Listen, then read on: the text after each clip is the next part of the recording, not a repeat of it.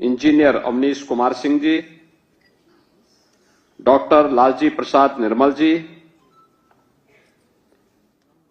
माननीय विधायक डॉक्टर नीरज वोरा जी, प्रमुख सचिव बेसिक एवं माध्यमिक शिक्षा श्री पार्थ सारथी सिंह शर्मा जी, प्रदेश के अलग अलग जनपदों में सभी 75 जनपदों में अनुदेशक सम्मान समारोह में उपस्थित प्रदेश सरकार के मंत्रिमंडल के मेरे सभी सहयोगीगण, माननीय जनप्रतिनिधिगण, प्रदेश के हमारे सभी अनुदेशक बहनों और भाइयों,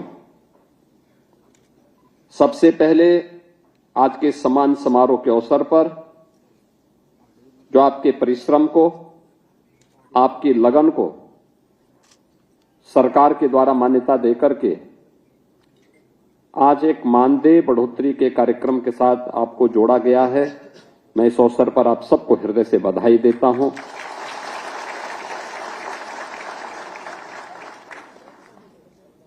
दो 2011-12 में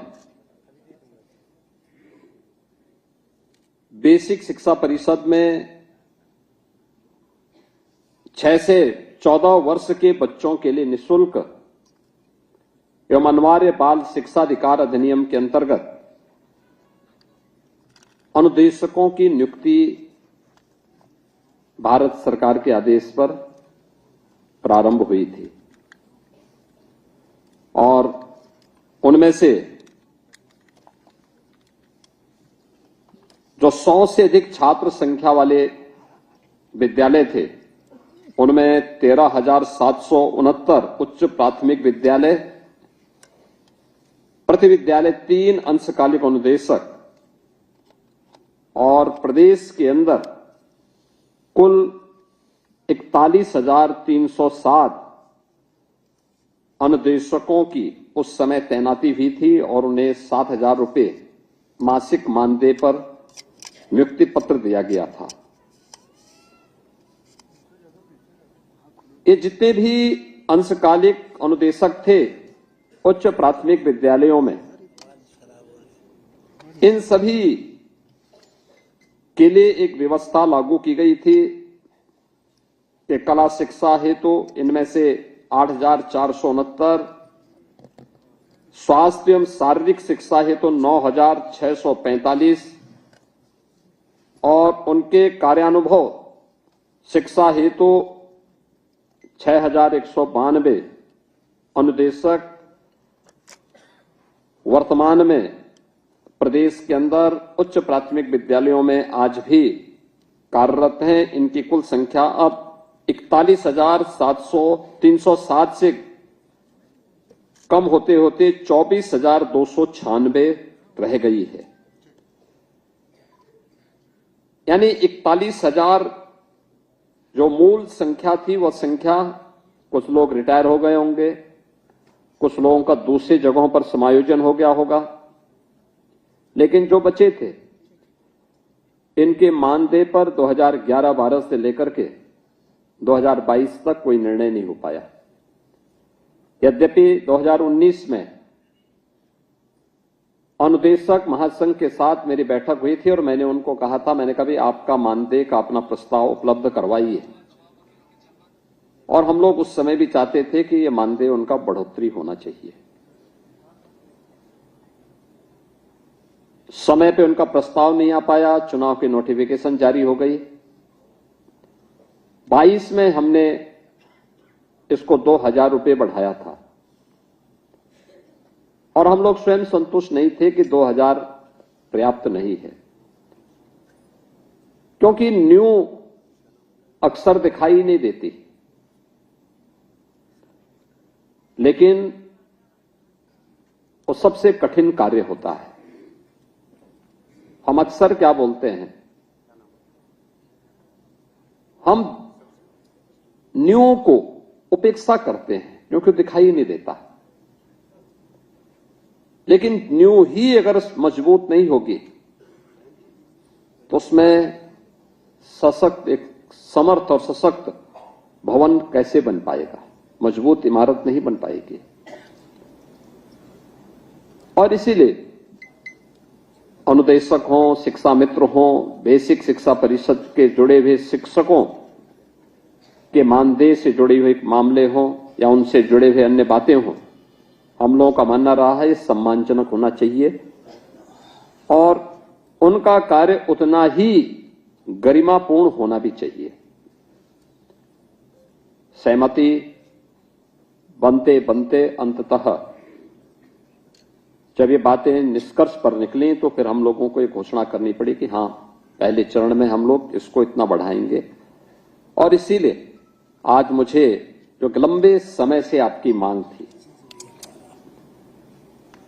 ये तो अच्छा है कि अनुदेशकों ने कभी भी अपनी मांग के लिए जबरन नहीं किया, जबरदस्ती नहीं किया, हिंसक रास्ता नहीं अपनाया और इसलिए सरकार को भी देने में कोई किसी प्रकार की हिचक भी नहीं थी। लेकिन हम लोगों ने इसीलिए कहा कि हम 17,000 तो तत्काल दे रहे हैं, लेकिन साथ साथ उनको 5 लाख रुपए की स्वास्थ्य बीमा का कवर भी उपलब्ध करवाएंगे, कैशलेस स्वास्थ्य की सुविधा अनुदेशक को, अनुदेशक के परिवार को। और मुझे लगता है बहुत शीघ्र, मैं तो चाहूंगा कि आप लोगों को जो पोर्टल बेसिक शिक्षा परिषद ने तैयार कर लिया है, उस पोर्टल पे तत्काल आप अपना रजिस्ट्रेशन करवा देंगे तो हम अगले सप्ताह ही उसके कार्ड वितरण की कार्रवाई भी प्रारंभ करवा देंगे। इसमें जितने भी हमारे शिक्षा मित्र हैं 1,43,000 के आसपास, उनको भी, और जितने भी 24,296 अनुदेशक हैं इनको भी, सभी प्रकार के शिक्षकों को, शिक्षणोत्तर कर्मचारियों को हम उनके साथ आच्छादित कर रहे हैं और ये आवश्यक भी है, क्योंकि जो भारत की इस नींव को मजबूत करने के लिए अपना योगदान दे रहा है, जिसका सहयोग शासन की योजनाओं को ईमानदारी के साथ क्रियान्वित करते हुए हर प्रकार से उसे आगे बढ़ाने के लिए अपना योगदान वो देता है, उसको स्वयं भी सामाजिक सुरक्षा की गारंटी होनी चाहिए, उसको स्वयं भी स्वास्थ्य सुरक्षा की गारंटी होनी चाहिए और स्वास्थ्य सुरक्षा की गारंटी के लिए ही एक कैशलेस स्वास्थ्य की सुविधा 5 लाख की भी हम सभी अनुदेशकों को प्रदान करने जा रहे हैं। और इसके लिए मैं चाहूंगा कि जो पोर्टल विकसित किया है, तत्काल बेसिक शिक्षा परिषद इस कार्य को तेजी के साथ आगे बढ़ा देगी तो अगले सप्ताह ही एक बड़े समारोह के साथ हम लोग कार्ड वितरण की कार्रवाई को भी तेजी के साथ आगे बढ़ा देंगे। और मुझे लगता है कि ये आज की आवश्यकता है और इस कार्यक्रम को हम तेजी के साथ आगे बढ़ाने का कार्य भी करेंगे। सबसे बड़ी बात यह है वो संवेदना की है, जो संवेदना 2011-12 में नियुक्ति के बाद शासन की जुड़नी चाहिए थी। 11-12 के बाद 11 वर्ष के बाद मानदेय केवल हमारी सरकार बढ़ा पाई थी 2,000 रुपए, और 22 के बाद फिर 26 में आज फिर से हम लोगों ने इस मानदेय की बढ़ोतरी के साथ आज आपको यहां पे चेक भी वितरित किए हैं और तत्काल इसको लागू भी कर दिया है। पैसा आपके अकाउंट में मिल जाएगा। इसके साथ ही कैशलेस की सुविधा भी इसके साथ जोड़ दी गई। आप इसका रजिस्ट्रेशन करवा दें, पोर्टल में जैसे रजिस्ट्रेशन होगा हम उसके कार्ड के वितरण की कार्रवाई भी शुरू कर देंगे, क्योंकि ये आपको स्वास्थ्य की सुविधा के साथ उस सुरक्षा की गारंटी देगी जो आप एक बच्चे को उपलब्ध करवाते हैं। हम लोगों ने 19 में एक और व्यवस्था दी थी और वह दी थी 6 माह का मानदेय सहित मातृत्व अवकाश का भी सुविधा। ये हमारी सरकार ने 2019 में भी प्रदान किया था। यानी ये सरकार की संवेदना को बताता है कि केवल सरकार बोल नहीं रही है बल्कि वह करके दिखा भी रही है और उन सब कार्यों के साथ हम लोगों ने 23 में एक और व्यवस्था की थी कि स्वेच्छा से विद्यालय परिवर्तन का विकल्प भी हम लोगों ने दिया था और 4000 से अधिक अनुदेशकों को उनकी स्वेच्छा के अनुसार विद्यालय भी परिवर्तन करने का अधिकार दिया है।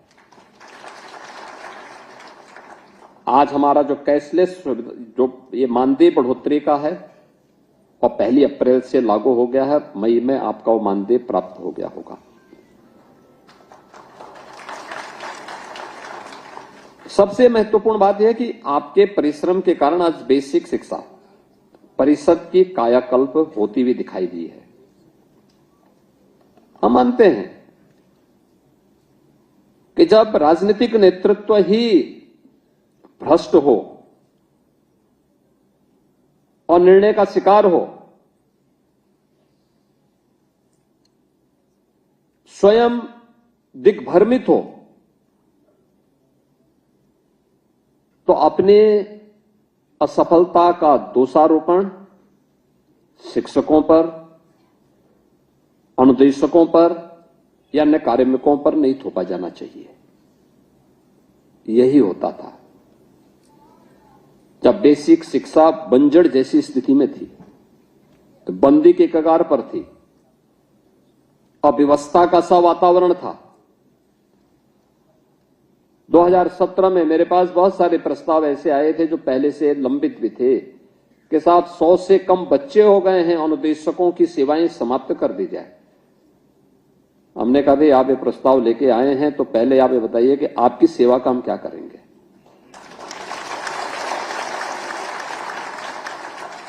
भाई सरकार की कोई पॉलिसी नहीं थी उस समय तक, न नियत साफ थी न कोई नीति थी।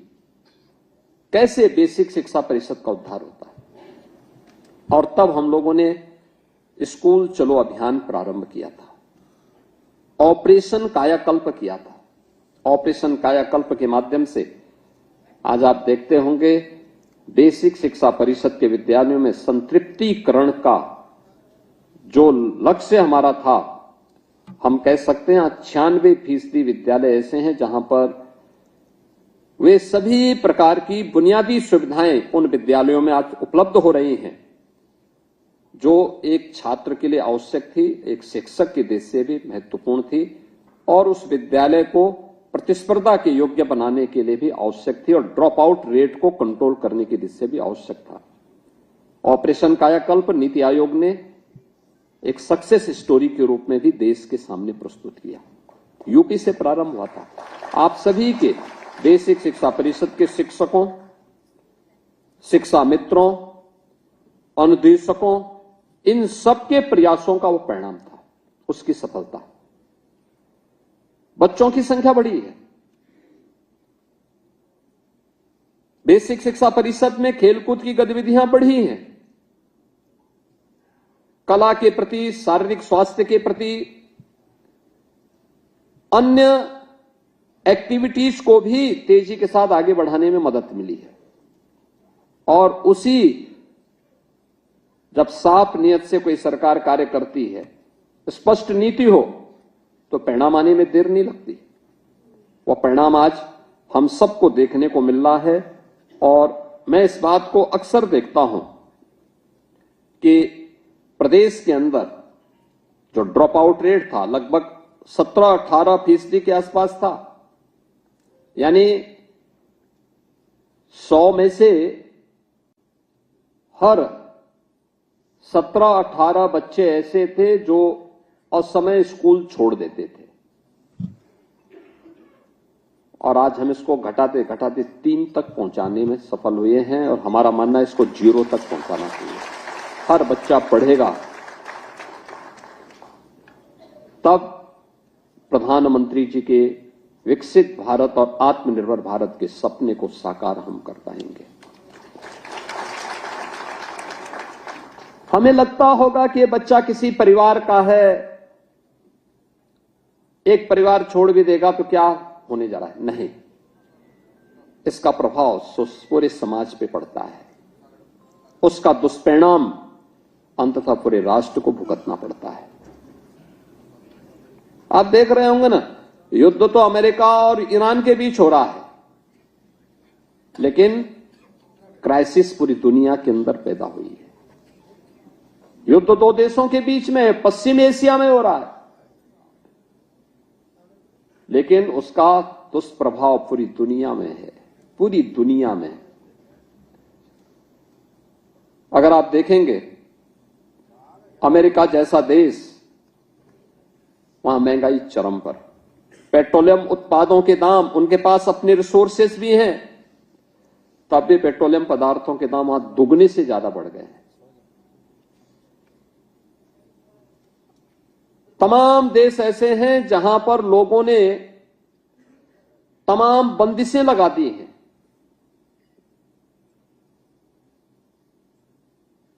भारत के अंदर हमारे पास यशस्वी नेतृत्व प्रधानमंत्री मोदी जी के रूप में है, जिन्होंने अपने स्तर पर, अपने दम पर, अपने बल पर भारत को और भारत के नागरिकों के हित के लिए उस प्रकार के निर्णय लिए हैं। हम सबका दायित्व बनता है कि हम भी वर्तमान की इन परिस्थितियों में जो एक वैश्विक चुनौती है, उस वैश्विक चुनौती में प्रधानमंत्री मोदी जी के साथ खड़े होकर के पूरी मजबूती के साथ देश के बारे में उनकी सोच को आगे बढ़ाने में हम भी मदद करें। लेकिन जो मेरा कहना था कि विवाद तो है ईरान और अमेरिका के बीच, लेकिन खामियाजा पूरी दुनिया को, लगभग 200 देशों को भुगतना पड़ रहा है और दुनिया के लगभग 800 करोड़ लोगों को इसका भुक्तभोगी बनना पड़ रहा है। ऐसे ही समाज में होता है। एक व्यक्ति अगर शिक्षा से वंचित होता है तो उसका दूरगामी दुष्परिणाम पूरी सोसाइटी को, पूरे देश को भुगतना पड़ता है। और इसलिए हम लोगों का दायित्व बनता है कि बच्चा स्कूल जरूर जाए। यह जरूरी नहीं कि हर व्यक्ति मेरिटोरियस होगा, ऐसा नहीं है। देखिए, हर व्यक्ति में कुछ न कुछ गुण अच्छे होंगे, कुछ अच्छे होंगे, किसी एक फील्ड में अच्छा होगा, कोई अच्छा स्पोर्ट्स पर्सन होगा, कोई अच्छा कलाकार होगा, कोई अपने किसी एक विषय का विशेषज्ञ होगा, किसी एक फील्ड का एक्सपर्ट होगा। हमें उसकी उस प्रतिभा को उजागर करना, उसको उस फील्ड में आगे बढ़ने के लिए प्रेरित करना। यह आवश्यक नहीं कि अच्छा कलाकार, कोई अच्छा कलाकार अच्छा मेरिटोरियस छात्र भी रहा हो। यह आवश्यक नहीं कि कोई अच्छा वैज्ञानिक एक अच्छा कलाकार भी हो सकता हो। यह आवश्यक नहीं कि कोई अच्छा इंजीनियर या अच्छा चिकित्सक एक अच्छा कवि भी हो जाए, नहीं हो सकता। बिरले को लोगों में गुण होंगे, लेकिन अलग अलग फील्ड की, अलग अलग क्षेत्र की संभावना उनके अंदर छुपी हुई है, उन बच्चों के अंदर छुपी हुई है। इसलिए उनको मारना नहीं, पुचकारना है, आगे बढ़ने के लिए प्रेरित करना है, प्रेरित करना है, एक रास्ता दिखाना है, सही राह दिखानी है। और सही राह दिखाने में आपकी एक बड़ी भूमिका हो सकती है। और यह शुरू होता है अनुशासन से। आत्मानुशासन सबसे बड़ी बात होती है। समय पे विद्यालय जाना, विद्यालय के परिवेश और परिसर को स्वच्छ और सुंदर बनाए रखने में योगदान देना, उनमें बच्चों को भी प्रेरित करना। अभी पाठक जी जो कह रहे थे, स्कूल में जाते थे हम लोग, कैसे वहां पे पढ़ते थे, बुनियादी सुविधाओं का अभाव था, लेकिन तब भी बच्चों की संख्या भी अच्छी होती थी, एक सामूहिकता का भाव होता था। पानी बच्चे लेके आते थे, सब लोग उसी पानी को सेवन भी करते थे। सफाई, परिसर की सफाई बच्चे स्वयं करते थे। मैं कभी कभी भौचक रहता हूं और मैं मीडिया के मित्रों से भी कहूंगा कि जब बच्चे कहीं श्रमदान करते हैं तो दिखाते हैं, देखो बच्चों से काम कराया जा रहा है। अरे क्या बुरा हो रहा है, क्या बुरा हो रहा है। और मैं तो बेसिक शिक्षा परिषद से कहूंगा, ऐसे शिक्षकों के खिलाफ कार्रवाई नहीं करनी चाहिए, उन्हें सम्मानित करना चाहिए। तो भारत की भावी पीढ़ी को तैयार कर रहे हैं, जो चुनौती का मुकाबला करने के लिए उन बच्चों को तैयार कर रहे हैं। छोटे छोटे उस पर हम लोग अनावश्यक रूप से उसको, जो वायरल होते हैं ऐसे वीडियो, उस आधार पर हम लोग एक्सप्लेनेशन कॉल करते हैं। स्पष्टीकरण नहीं मांगना चाहिए, उसको बुला के सम्मानित करना चाहिए। अच्छा क्या बच्चों को तैयार कर रहे हैं। ये बच्चे अगर उस योग्य बनेंगे नहीं तो उसको छुई मुई मत बनाइए। आपने देखी होगी ना, वो एक घास होती है गांव में, ऐसे हाथ लगाओ तो एकदम मुरझा जाती है। ऐसा नहीं भाई, उसको ऐसा बनाओ प्रचंड तेज हो उसमें, हाँ, कोई हाथ लगाने में भी डरे। वह तेज होना चाहिए उस बच्चे में, और वह शिक्षा से पैदा होगा, संस्कारों से पैदा होगा, स्वच्छता के प्रति उसे मजबूती के साथ उसके जीवन का हिस्सा बना करके प्रत्येक गुण उसके मन में आने चाहिए। अच्छी बुराई सारी चीजें एक साथ मिलकर के चलेंगे, उसके मन में अच्छे और बुरे का भेद करने की सामर्थ्य विकसित करने की आवश्यकता है, और वह कार्य आप कर सकते हैं। बहुत सारे सफल प्रयोग बेसिक शिक्षा परिषद ने पिछले 9 वर्ष के अंदर किए हैं, और ये 9 वर्षों के अंदर किए गए प्रयासों का परिणाम है। यद्यपि सरकार ने भी उनमें व्यवस्था दी है कि भाई बच्चे अब नंगे पैर नहीं आएंगे, जूते मोजे उनके पास होंगे, यूनिफॉर्म होगी, अच्छे यूनिफॉर्म उनको दी गई है। सर्दियों के लिए स्वेटर भी दी गई है।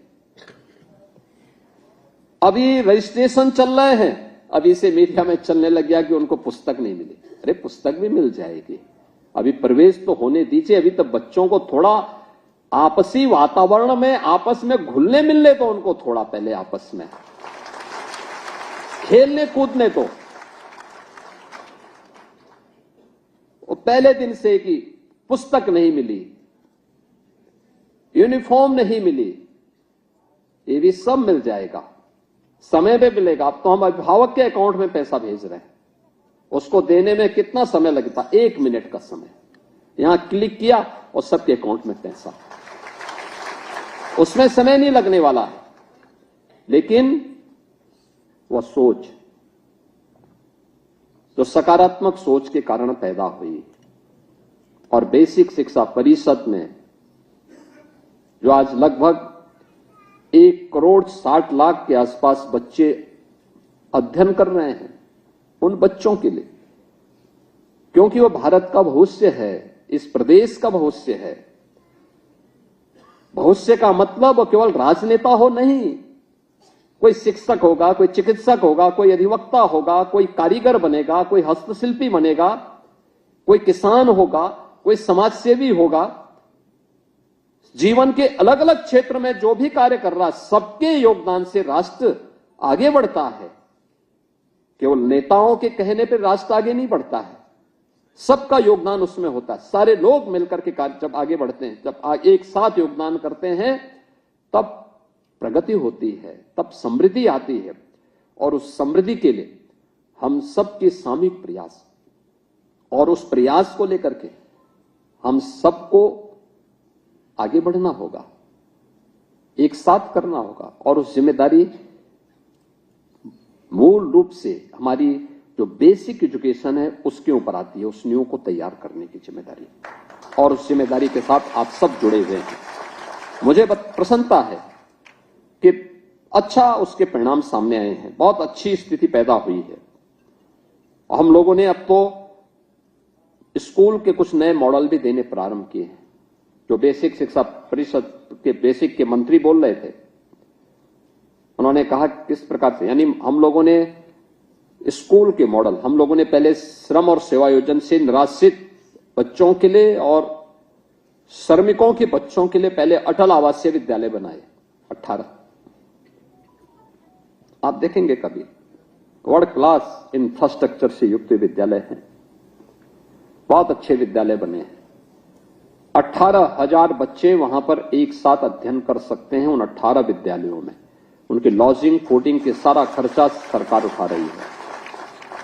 अब हम लोगों ने, ये तो रेजिडेंशियल विद्यालय हैं, उसी तर्ज पर हम लोगों ने हर जनपद में 2-2 विद्यालय, लेकिन ये डे स्कूल होंगे। बच्चे अपने घर से आएंगे और स्कूल में उनको सारी सुविधाएं हम उपलब्ध करवाएंगे, और एक ही कैंपस में प्री प्राइमरी से लेकर के 12वीं तक की शिक्षा हम उन बच्चों को देने जा रहे हैं। वहां पे सभी प्रकार की फैकल्टी होगी, स्पोर्ट्स की भी होगी, हर प्रकार की एक्टिविटीज को वहां आगे बढ़ाने के लिए, स्किल डेवलपमेंट के कार्यक्रम के साथ भी उसको जोड़ने के लिए वहां पर सरकार कार्य करेगी। और इसके लिए मुख्यमंत्री कंपोजिट विद्यालय के रूप में हर जनपद में 2-2 विद्यालय गत वर्ष हमने स्वीकृत किए थे, इस वर्ष भी हम लोगों ने स्वीकृत किए हैं। कस्तूरबा गांधी विद्यालय के बारे में मंत्री जी कह रहे थे, कुल 746 थी, 8वीं तक चलती थी, हमने पहले चरण में उसको 12वीं तक किया। गरीब परिवारों की बेटियां, मैं भी देख रहा था सक्सेस स्टोरी में। कस्तूरबा गांधी में जिन बच्चियों ने पढ़ाई की है, वे बच्चियां आज जीवन के अलग अलग क्षेत्र में अपनी सेवाएं दे रहे हैं और उनकी सक्सेस स्टोरी भी मैं देख रहा था अभी यहां पे। भाई शिक्षक एक मार्गदर्शक होता है, वो राह दिखाएगा, बाकी बच्चे को अपनी मेहनत से आगे बढ़ना है और उस राह को दिखाने के लिए आपकी बड़ी भूमिका उसमें बेसिक शिक्षा परिषद के साथ मिलकर के आगे बढ़ाने में एक बड़ी भूमिका आपकी है उसमें। और उन विद्यालयों को आगे बढ़ाने के कार्यक्रम को अब हम लोगों ने उसको 12वीं तक करने के साथ साथ ये भी सुनिश्चित किया है, कुल 825 विकास खंड हैं, सभी 825 विकास खंड में एक कस्तूरबा गांधी विद्यालय की स्थापना के लिए धनराशि ऑलरेडी बेसिक शिक्षा परिषद को दी है और बेसिक शिक्षा परिषद ने उस कार्यक्रम को भी आगे बढ़ाना प्रारंभ कर दिया है। बहुत सारे कार्य आगे बढ़े हैं। भारत सरकार के द्वारा बेसिक शिक्षा परिषद की गुणवत्ता को आगे बढ़ाने में जो भी पैरामीटर तय किए गए हैं, उन सभी को प्रभावी ढंग से लागू करने का प्रयास हो रहा है। मैं आज के इस अवसर पर आप सबको बधाई देता हूं और हम लोग प्रयास कर रहे हैं। अभी हम लोगों ने इस वर्ष बेसिक शिक्षा परिषद में यानी शिक्षा आयोग का गठन भी किया है, जो सभी प्रकार की शिक्षा के लिए शिक्षकों का चयन भी कर रहा है। 10,000 बेसिक शिक्षा परिषद में नए शिक्षकों को जो नगरीय क्षेत्रों में जिनकी कमी पड़ रही थी उनका रियासन भेज चुके हैं। बहुत शीघ्र उसके लिए नियुक्ति की प्रक्रिया भी प्रारंभ होगी। और ऐसे ही प्राथमिक विद्यालयों में यानी उच्च प्राथमिक विद्यालयों में शिक्षा के सुधार के लिए अनुदेशकों की नियुक्ति की प्रक्रिया को भी हम इसके साथ जोड़ने जा रहे हैं। कुछ नए अनुदेशक भी हम इसके साथ जोड़ने जा रहे हैं। मेरा मानना है ये 20,000 की संख्या बेसिक शिक्षा परिषद की कायाकल्प को और मजबूती के साथ आगे बढ़ाने में मदद करेगी। और छात्र शिक्षक रेशियो को, क्योंकि छात्रों की संख्या बढ़ी है तो शिक्षक का अनुपात भी उसी प्रकार से बढ़ेगा। आप मेहनत से कार्य करिए, बाकी सरकार सोचेगी, सरकार इसको आपके हित के लिए पूरी मजबूती के साथ कार्य करेगी। इस विश्वास के साथ आज के इस अवसर पर मैं एक बार फिर से आप सबको, प्रदेश भर के सभी अनुदेशकों को हृदय से बधाई देता हूं और मेरा मानना है कि आने वाले समय में फिर सरकार आपके बारे में जरूर इसके बारे में और अच्छा सोचेगी। इस विश्वास के साथ आप सभी के प्रति मेरी मंगलमय शुभकामनाएं हैं। धन्यवाद। जय हिंद।